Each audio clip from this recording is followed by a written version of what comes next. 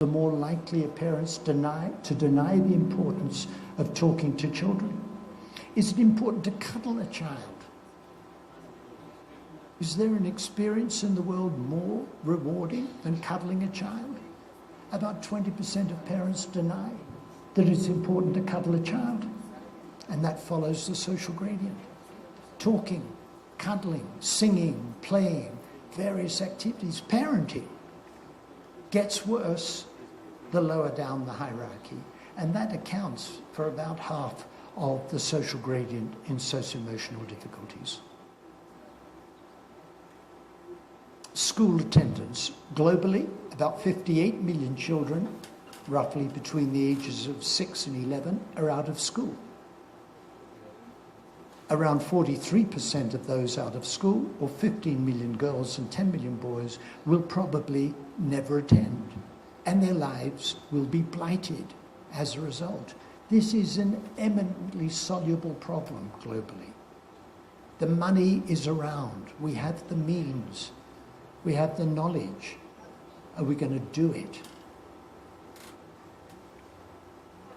There was a photo doing the rounds of a London double-decker bus. If you put the 80 richest people in that London double-decker bus, they had the same wealth as half the rest of the world put together. There's a lot of money about it. There would be money to provide education for every child in the world. Just take a few of those rich people. What do the people of Tanzania and the top 25 hedge fund managers in the US have in common? Last year, their combined income was between $23 and $28 billion. 48 million Tanzanians,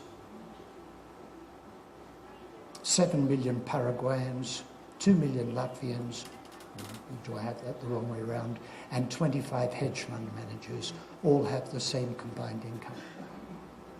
There's a lot of money about. Employment and working conditions, I'm going to skip over that just because I've been talking for too long. We have a fiction doing the rounds in Britain, and I bored a couple of my colleagues at lunch yesterday by reading out a quote from George Bernard Shaw. And the fiction doing the rounds is that the poor are undeserving. There's something, if you're poor, there must be something wrong with you morally. And it's your lack of moral virtue that leads to your poverty, somehow. And one of the ways the politicians who think like this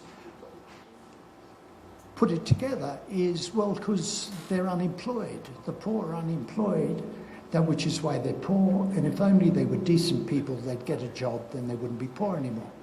The problem with that is the majority of poor people in Britain live in households where at least one adult is working. So on the right there, 2011-12, the lighter shade are households where at least one adult is working. There are more people in working households who are poor than there are in workless households. The problem is not lack of moral virtue. The problem is low pay. They're not paid enough to get out of poverty. They're working, but they're in low-paid jobs. That's pretty bad, really. And social protection matters. This is the percent of the population aged 16 and over reporting bad or very bad health by social protection expenditure of the country. The more generous the social protection expenditure, the lower the proportion of the population reporting bad health. So you've got Netherlands, Norway, Luxembourg that are relatively generous in social protection, low levels of poor health, Latvia, Lithuania, Hungary, Poland, Slovakia, the former communist countries of Central and Eastern Europe, low levels of social protection, high levels of poor health. We know that unemployment is bad for people. The higher the unemployment rate, the higher the suicide rate. In general, a 3% rise in unemployment for a country is associated with a 3% rise in suicide. If we look across European countries, Eastern European countries spend approximately $37 a head on social protection. And there, a 3% rise in unemployment is associated with about 2.5% rise in suicide.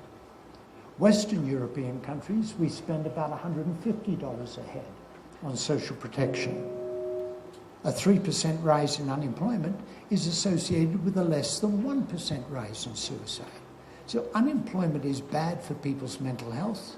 It increases suicide, but social protection, government expenditure, can blunt that effect.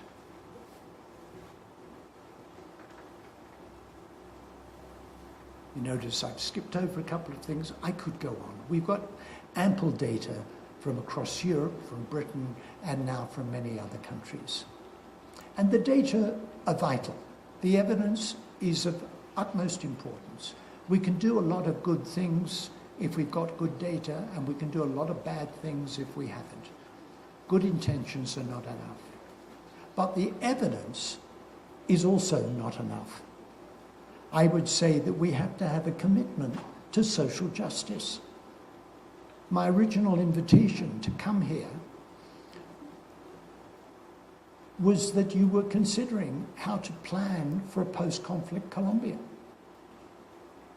And to me, that was exciting, to say we've had the most dreadful history you could imagine, with all these decades of war and fighting and hating each other. Now we want to create a better society. Well, by golly, all the evidence suggests that if you create a better society, you'll have better health and narrower health inequalities. And surely at the heart of a post-conflict Colombia must be a world where social justice is taken seriously. Thank you.